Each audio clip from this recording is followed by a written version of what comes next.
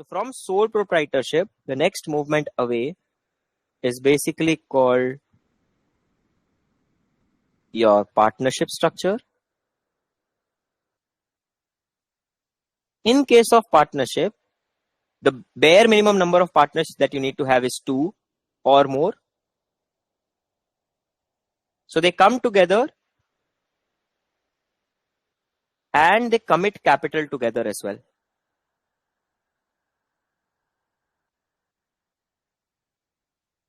I know a lot of things that we're discussing you'll probably already know, but it's good to set the tone. So let's just say, one of the examples that keeps repeating itself, X and Y are partners.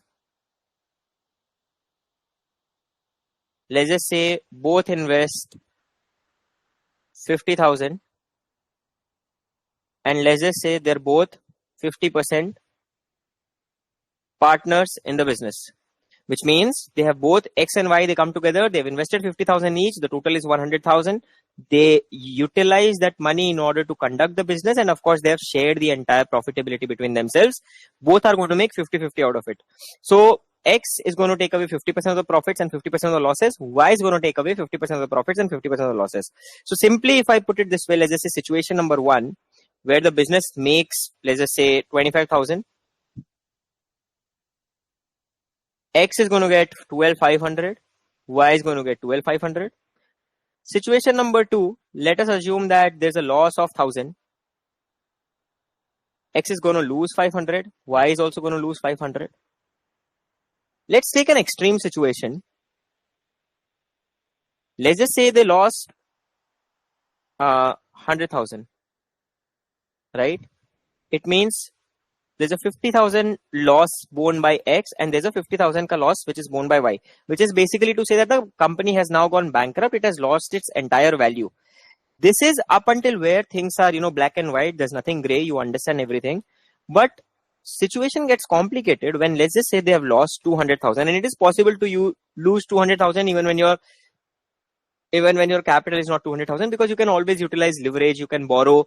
You can let's just say borrow from the creditors and then sell it forward, and then you're not able to recollect the money. The person you sold it to ran away, or for whatever reasons you have made a loss.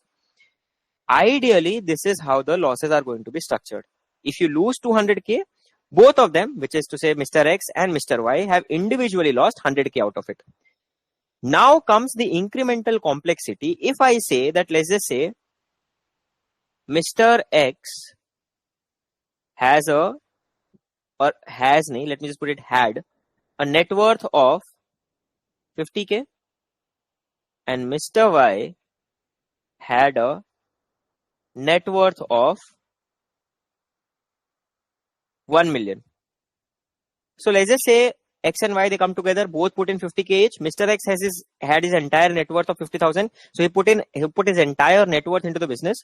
Mr. Y comes in, he is a millionaire. He has $1 million in his bank account, out of which he invests 50k. Let us just assume that they have made a loss of 200k as a result of doing this business, which is what is there in front of your screen. Can you tell me what will happen in this situation? If, let's just say, this is the loss and this is the net worth. What is going to happen? If you have lost 200k, what is going to happen in this case? And let's just say the entire loss is owed to Mr. Z. So Mr. Z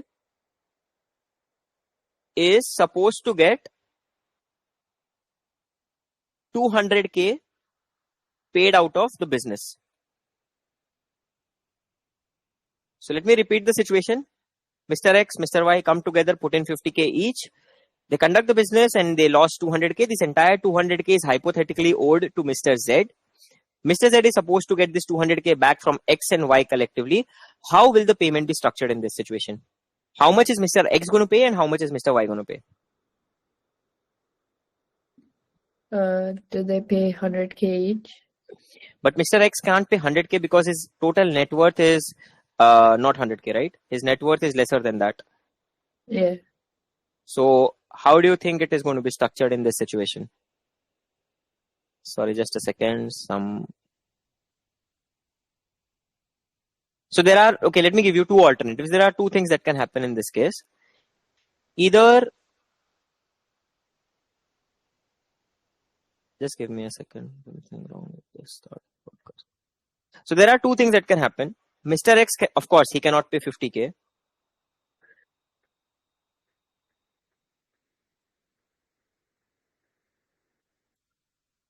Yeah, sorry. Mr. X, he can of course not pay anything more than 50K because that is his entire net worth, right? That let's just assume 50K is the total that he has available, which is already committed in the business that can be utilized to make payment. So let me just give you two situations that can occur here.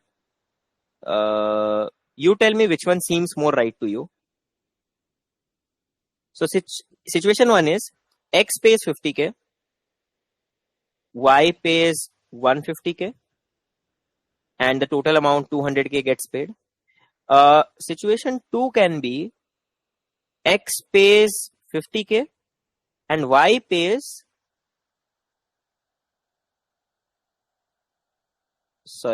Y pays 50K as well because that was the total investment that he had made. So 100K gets paid and Z has a loss of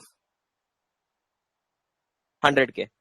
So which one do you think is the right answer? Because X, of course, X cannot pay anything more than 50. That's like his entire net worth. He's sold everything. He's brought that 50K. So either it is 50-50 or it is 50-150. If there's 50-50, then Z loses 100K. And if it is 50-150, Z gets his entire payment. But Y has to pay 150K. And remember, Y had committed 50K into the business. So how do you think that, how do you anticipate, or between 1 and 2, which one do you think is correct? Or makes more sense, whatever. The second one? Yeah, the second one seems logically more right, but the sad reality is that number 1 is actually correct. So this is what is going to happen in this situation. Mr. X will pay 50K. Mr. Y will have to pay 150K out of his own pocket, which is more than what he had committed. So one of the problems, and in my example, of course, you should feel bad for Mr. Y, because he's paying a lot more than what he had committed. But just imagine, let me take an extreme example. Assuming that, let's say the loss was 1,050,050K. Hypothetically, if the loss was 1,050,050K, in that situation, X is going to pay 50K and Y would have to pay his full 1 million, which is an entire net worth, and ensure that Mr. Z gets his entire 1.05 million paid. So this is one of the biggest problem statements that you should understand with respect to, or that you should remember when you're dealing with a partnership. In case of a sole proprietorship, the biggest constraint continues to remain the biggest constraint in case of a partnership as well, that you have unlimited personal liability. So the liability, unlimited individual liability, continues to remain whether you are in a partnership firm or whether you are in a sole proprietorship kind of a structure.